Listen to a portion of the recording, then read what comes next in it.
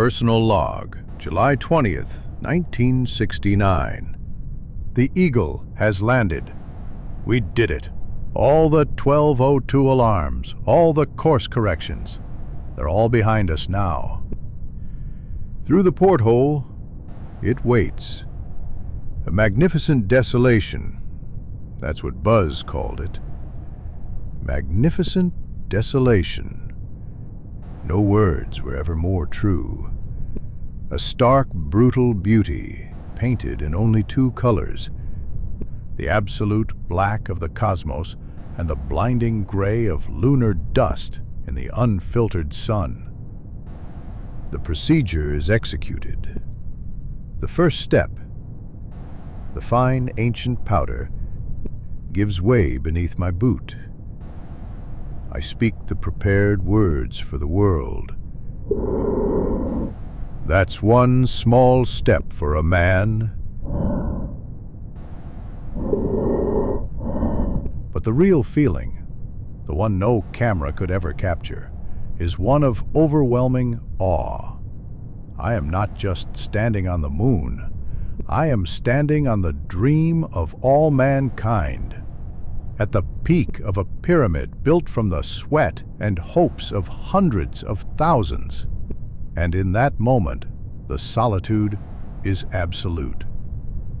A silence so heavy, it has a physical weight, so profound, I can hear the blood pulsing in my ears.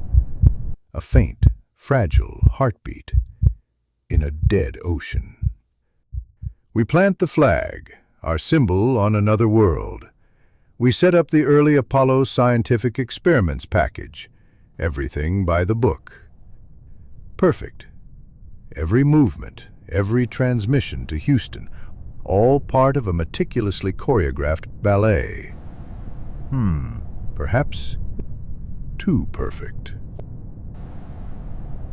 The first anomaly occurs while I'm collecting the contingency sample. A flicker of movement at the edge of my vision. I look up. Nothing. Only the shadow of the Eagle, stretching long and sharp across the gray. I tell myself it's the light, fatigue, a mind unaccustomed to the lack of familiar reference points can conjure phantoms. I log it as data to be dismissed. But then, while adjusting the seismometer, I see them. The footprints. Not mine, not Buzz's. They are smaller, with 3 long, slender toes, pressed into the dust in a way that suggests the creature that made them was nearly weightless. They didn't sink into the regolith. They seemed to have crystallized it. The test pilot's mind screams at me.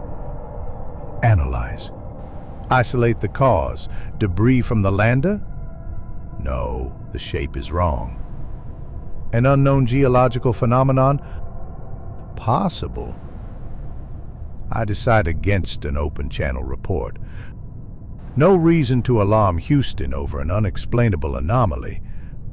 Panic is a contagion, and I will not be the one to spread it across 250,000 miles of space. I follow the tracks, keeping my voice steady as I report a check on a distant rock formation. They lead me to the rim of a crater steeped in eternal darkness, a place the sun has never touched. And there, lurking in the shadows, they were standing. Adrenaline floods my system. My vision tunnels the edges of my visor, seeming to constrict. Their shapes are wrong. Tall, thin, but their outlines seem unstable, vibrating at a frequency my eyes can't quite capture. They are like glitches in the fabric of reality. And their faces, God, there are no faces, just a void, a flaw in space, a patch of darkness so complete it seems to bend the light around it. Trying to focus on it is like trying to recall a dream upon waking. The image slips away, my mind refusing to process it. They stood, not with the stillness of statues, but with the ancient stillness of things that existed before time itself. One of them, no, two, three. Now all of them tilt their heads in unison, a slow, hideously inquisitive motion in my direction. A spike of agony tears through my mind. It is not a sound. It is an invasion, a flood of static crawling into my skull, rooting itself, breeding alien impulses. Images of dying stars, of non-Euclidean geometry, thoughts that are not human, a feeling of cold, timeless existence. It is reading me. It is rifling through my memories, my childhood in Ohio, my test flights, the faces of my wife and children, with the dispassionate curiosity of a biologist dissecting an insect.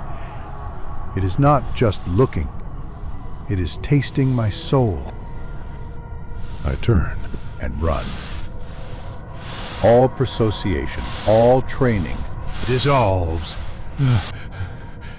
Only primal fear remains, the fear of prey that has just realized it is no longer at the top of the food chain.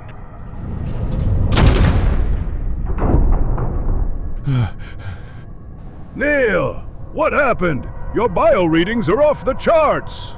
Buzz's voice pulls me back. He helps me stabilize myself in the cramped lander, its cold metal walls the only sanctuary in the universe. Out there, there's something out there, I pant, struggling to regulate my breathing. Easy, Commander, Buzz says, his voice calm and professional, an anchor for my spiraling mind. You've been out there a long time. The vacuum, the stress, the way the light plays on the regolith, it can all cause hallucinations. Our brains weren't designed for this place, he reassures me. He speaks of hallucinations, of stress, of the psychological effects of the void. I wanted to believe him. God, how I wanted to believe him. I clung to his rational explanations like a drowning man to a piece of wreckage. The logical part of me, the engineer, agreed with him. It was the only acceptable explanation. Check again, I say, my own voice still shaking. Look out the window, Buzz. Buzz patiently looks out, silent for a few seconds. It's clear, Neil, just stars and desolation. Completely empty. I summon my courage, slowly approaching the small porthole. My heart is a hammer against my ribs. I hold my breath, and then I look. Empty! Nothing. None of the creatures, none of the strange footprints. Just our flag, standing alone, a tiny patch of color in an endless gray. A dizzying wave of relief washes over me. Buzz was right. It was all in my mind. I let out a long, shuddering breath. As the lander begins its ascent, I feel safe. Every meter we rise from the lunar surface is a layer of burden lifted. We did it. We're going home. But then, as I watch the blue marble of Earth grow larger, I glance at Buzz. He's smiling, but something is wrong. His eyes, they're vacant. An unforgettable experience, eh, Neil? He says. I nod, trying to push away the creeping unease. Then I look out the window one last time. An almost unconscious act. And they are there, standing by the flag, but they are not alone. Next to them is one of our spacesuits, standing upright, like an empty sentinel beside those things. My blood runs cold. Buzz, look! I stammer, my gloved finger trembling against the glass. They're there, by the flag. And that suit! Buzz's voice is unnervingly calm, with an unnervingly flat tone, almost synthetic. Easy, Neil. There's nothing there. You're just tired. I whip my head around to face him, panic rising in my throat. No! You have to look! And in that brief moment, Buzz, my crewmate, tilts his head to the side. The movement is so fast I barely register it. One moment normal, the next, his head is at that same strange angle. The same soulless curiosity I saw out there. You mean, he asks, and the voice isn't coming from his mouth. It's booming inside my skull, an intimate, cold whisper. The ones that look like this? I stare at him, unable to breathe. His face, it's melting. His eyes, his nose, his mouth receding inward, being replaced by that same smooth, featureless, light-swallowing void. My grandfather used to work in the NASA archives. When he passed, he left me a single metal box with one instruction.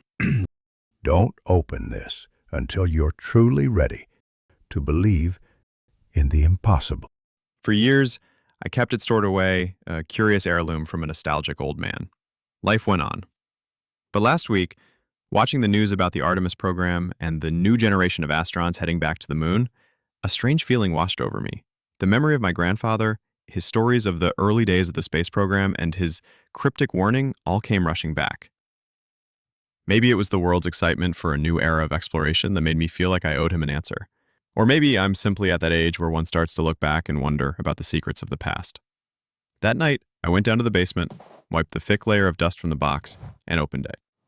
What you just heard was the recording from Commander Neil Armstrong's personal audio log, marked File 72-A. It is not in any official records. And that was the end of the tape. The rest is just static. They came back as heroes, but sometimes I wonder, what really came back in that capsule?